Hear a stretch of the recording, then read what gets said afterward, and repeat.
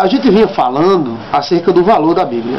Falamos do valor histórico, filosófico, geográfico e espiritual. O valor espiritual é tremendo, porque acreditamos que a Bíblia é a palavra de Deus, que a Bíblia contém a palavra de Deus, as revelações. Contém também muitas coisas, erros de pessoas, defeitos, problemas, guerras, aflições, né? E aquilo ali nos traz um certo teor espiritual e aprendemos com os erros dos outros. Dizem que o homem sábio é aquele que aprende com os erros dos outros e não aquele que aprende com seus próprios erros. Então, o valor da Bíblia espiritual é muito grande. Muita gente morreu para que este livro esteja em tuas mãos. Então, decorando, valor histórico, filosófico, geográfico e espiritual. Comente no seu comentário acerca desses valores da Bíblia.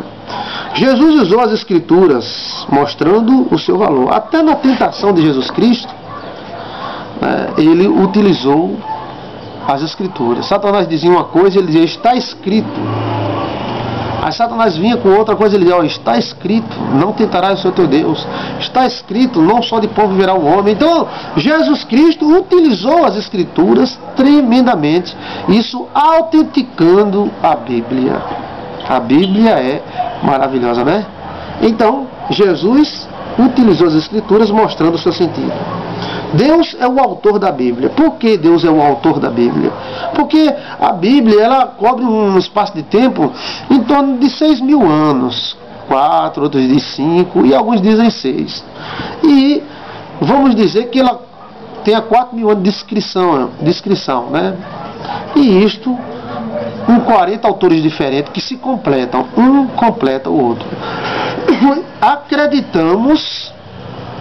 Acreditamos, cremos no nosso coração que Deus é o autor da Bíblia, porque Ele organizou essa Bíblia vagarosamente, Ele foi deixando registros na história para que possamos saber, possamos conhecer qual é a boa, perfeita e santa vontade dEle. Então Deus é o autor da Bíblia. Ninguém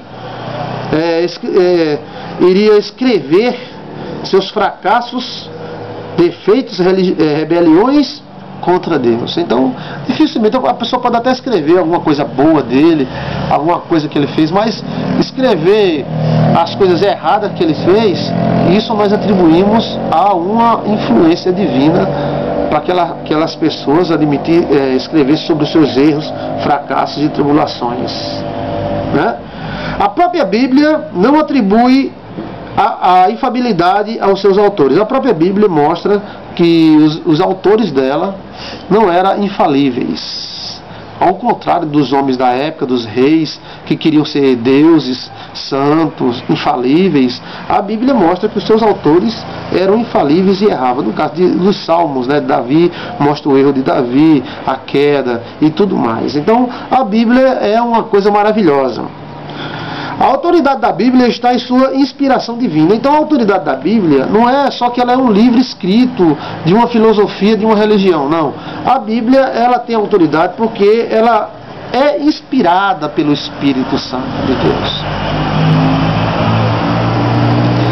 Ela é inspirada, há uma inspiração. Deus, através do seu Santo Espírito, inspirou os autores que escreveram aqueles livros maravilhosos que até hoje nos guia para a sua santa vontade.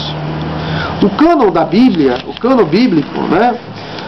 O termo cânon significa regra, cana, vara, medição, né?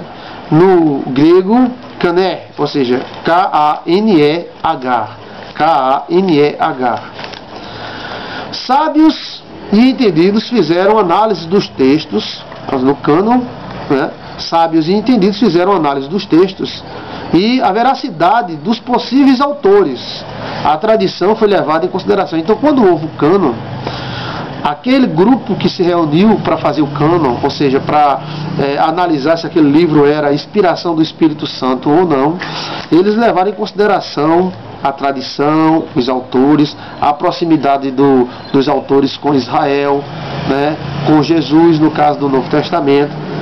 Foram feitas análises da prova da veracidade, da autenticidade do texto, né?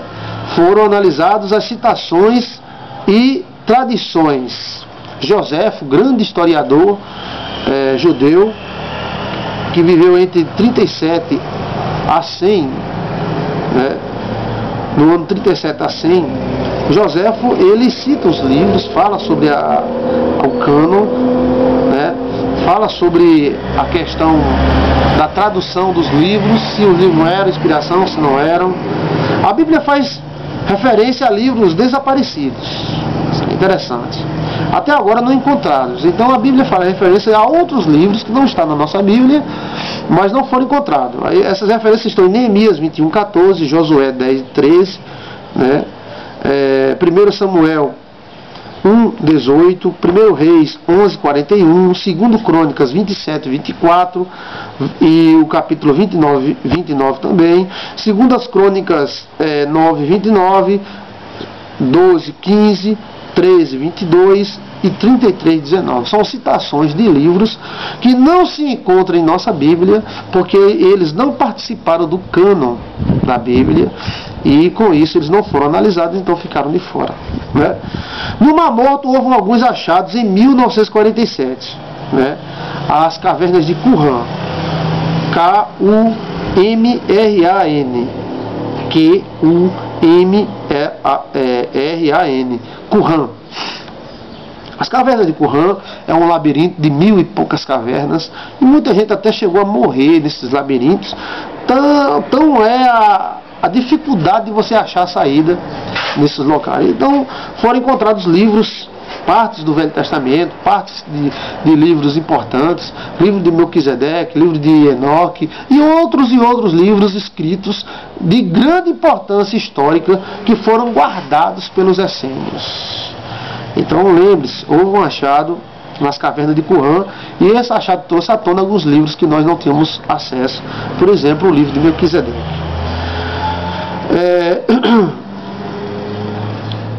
O cânon geral foi em 90, no ano 90 depois de Cristo, em Jamnia, Jamnia, próximo à moderna Jope. Então houve um cânon lá. Em Israel, os rabinos, em uma comissão liderados por Johanan Ben Zakkai, vou traduzir para vocês, J-O-H-A-N-A-N, já que você está escrevendo, B-E-N Ben, Z-A-K-A-I, Zakkai. Esse era o rabino responsável pela comissão do cânon que houve no ano 90 depois de Cristo. Reconheceram e fixaram o cânon dos livros do Velho Testamento. Então esse foi o cânon do Velho Testamento, e foi realizado no ano 90 depois de Cristo, ou seja, depois da destruição de Jerusalém, que se deu no ano 70. Esse rabino, Johanan Ben Zakkai, ele liderou uma equipe de sábios que autenticaram o cânon do Velho Testamento. Essa autenticação foi apenas uma legalização, porque esses livros já eram considerados inspiração do Espírito Santo, né? Lembre-se dos livros canônicos, são os livros que são considerados inspiração do Espírito Santo, os livros aceitos como inspirados. Está lembrado? Qualquer dúvida, volte o vídeo, né? A formação dos livros do Novo Testamento se formou num espaço de 100 anos. Então o Novo Testamento ele foi escrito num espaço de 100 anos, né? Apocalipse, por exemplo, foi escrito mais ou menos no ano 95 depois de Cristo. Ou seja, todo o Novo Testamento foi escrito nesse espaço de 100 anos depois de Cristo. Já o reconhecimento canônico dos livros do Novo Testamento demorou muito, devido a supostos escritos de hereges. Então existiam muitos escritos que eram considerados hereges, e esses escritos atrapalharam o cânon do Novo Testamento. Então demorou muito, e houve muita briga, muita intriga, né? Há livros mencionados no Novo Testamento que até hoje não foi encontrado. Então há vários livros mencionados no Novo Testamento que até hoje não foram encontrados. não passaram pelo cânon, não foram encontrados, se foram, se perderam novamente. A ordem existente até hoje veio da Vulgata e não está em sequência cronológica. Então a ordem da Bíblia que nós conhecemos até hoje, ela veio da Vulgata. Daqui a pouco você vai saber o que é Vulgata. O reconhecimento dos livros do Novo Testamento demorou muito para acontecer. E o cânon aconteceu no ano 397. Anotou? 397 depois de Cristo, no terceiro concílio de Cartago. Ou seja, o cânon do Novo Testamento demorou muito, né? Aconteceu em 397 depois de Cristo, no terceiro concílio de Cartago. Vamos continuar nesse assunto?